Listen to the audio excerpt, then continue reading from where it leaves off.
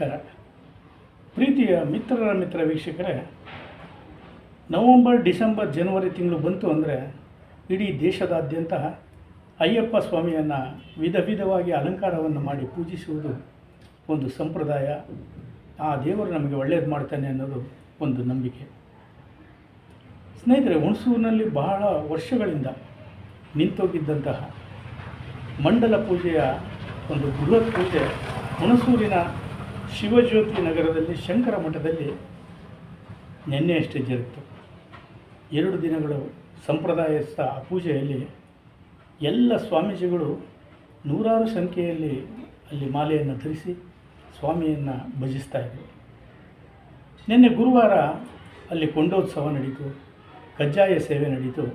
ಅಲ್ಲದೆ ಇವತ್ತು ಶುಕ್ರವಾರ ಆ ಒಂದು ದೇವಸ್ಥಾನದಲ್ಲಿ ಸಾರ್ವಜನಿಕರಿಂದ ಅಯ್ಯಪ್ಪ ಸ್ವಾಮಿಗೆ ಹಾಲಿನ ಅಭಿಷೇಕ, ತುಪ್ಪದ ಅಭಿಷೇಕ ನಡೆಯುವುದರ ಜೊತೆಗೆ ಮಧ್ಯಾಹ್ನ ಬಂದಿರುವಂಥ ಸಾವಿರಾರು ಭಕ್ತಾದಿಗಳಿಗೆ ಅನ್ನದಾಸೋಹದ ಕಾರ್ಯಕ್ರಮವೂ ಸಹ ಬಹಳ ಸುಲಲಿತವಾಗಿ ಜರುಗಿತು.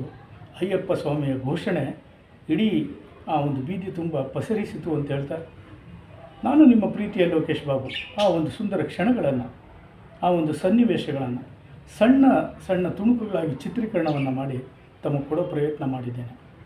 ಇಲ್ಲಿ ವಿಶೇಷತೆ ಏನು ಅಂದರೆ, ಅಲ್ಲಿಯ ಬಾಳೆ ದಿಂಡಿನಲ್ಲಿ ಅಯ್ಯಪ್ಪ ಸ್ವಾಮಿಯನ್ನು ಬೃಹದಾಕಾರದ ಮಂಟಪಗಳನ್ನು ಕಟ್ಟಿ ಅಯ್ಯಪ್ಪ ಸ್ವಾಮಿಯನ್ನು, ಗಣಪತಿ, ಸುಬ್ರಹ್ಮಣ್ಯನ, ಶಿವೆಯನ್ನು, ಹಾಗೆ ಮಾಳಿಗೆ ಪುರತ್ತಮ್ಮನನ್ನು ಅಲ್ಲಿ ಪ್ರತಿಷ್ಠಾಪನೆಯನ್ನು ಮಾಡಿ ಪೂಜಿಸ್ತಾಯಿದ್ರು. ಆ ಒಂದು ದೃಶ್ಯವನ್ನು ನಾನು ತಮಗೆ ತೋರಿಸ್ತಾ ಇದ್ದೇನೆ. ಬನ್ನೀಗ ನಾವು ಹೋಗೋಣ ಹುಣಸೂರಿನ ಶಿವಜ್ಯೋತಿ ನಗರದ ಶಂಕರ ಮಠದತ್ತ.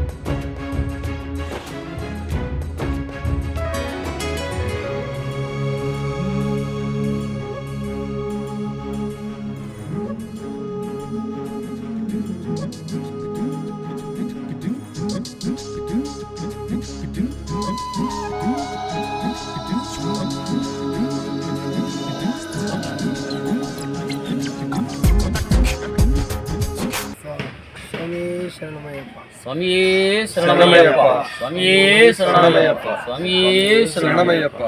ನಮ್ಮ ಹುಣಸೂರಿನಲ್ಲಿ ಶಿವಜ್ಯೋತಿ ನಗರ ಶಂಕರಮಠ ರಸ್ತೆಯಲ್ಲಿ ನೆನೆ ನಡೆದಂಥ ಕೊಂಡೋತ್ಸವ ಮತ್ತು ಹಾಗೂ ಕಜ್ಜಾಯ ಪೂಜೆ ತುಂಬ ಚೆನ್ನಾಗಿ ಅದ್ಧೂರಿಯಾಗಿ ನಡೆದಿದೆ.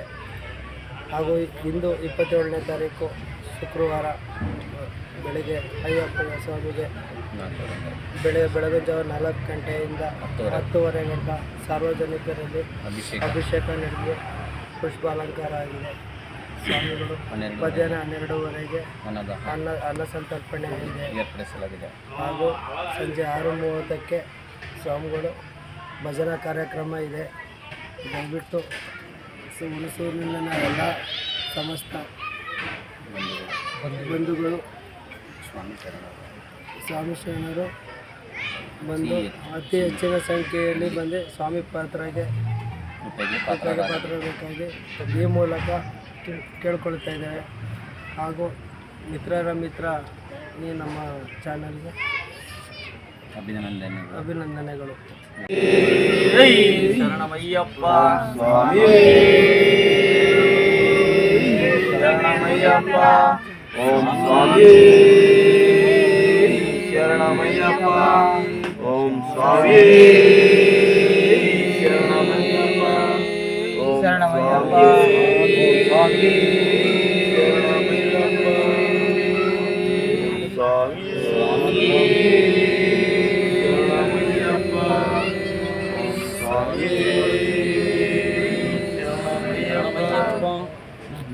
ನಮಸ್ತೆ.